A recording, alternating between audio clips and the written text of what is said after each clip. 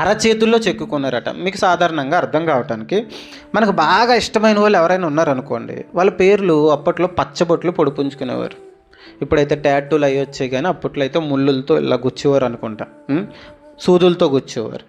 ఇప్పుడు పచ్చబొట్లు మనకు బాగా ఎవరైనా ఇష్టం ఉంటే వాళ్ళ పేర్లు ఒక్కొక్కరు గుండెల మీద అమ్మనో లేకపోతే నాన్ననో ఏదో ఒక పేరు కొట్టించుకుంటూ ఉంటారు, వాళ్ళకి ఇష్టమైన వాళ్ళ పేర్లు.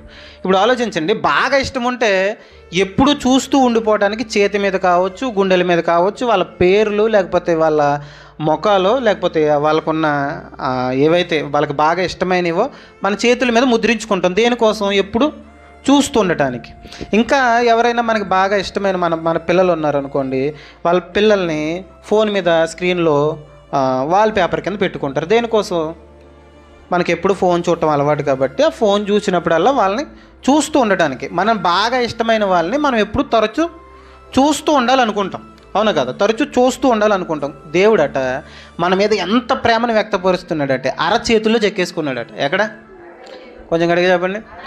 అరచేతుల్లో చెక్కుకున్నాడట. ఎంత ప్రేమ ఆలోచించండి. సాధారణంగా మనం మన అవయవాల్లో, మన శరీర భాగాల్లో అరచేతుల్ని ఎక్కువగా చూస్తాం, అవునా కదా? ఏ పని చేస్తున్నా అరచేతుల్ని ఎక్కువగా చూస్తుంటాం. ఇప్పుడు ఆయన అరచేతుల్లో మన రూపాన్ని చెక్కుకున్నాడట.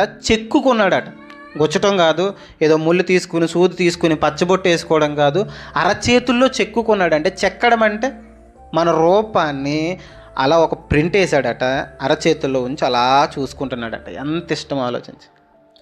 ఆ దేవాది దేవుడట అరచేతుల్లో మన రూపాన్ని చెక్కుకొని అదే చేతులతో మనల్ని నిర్మించాడట.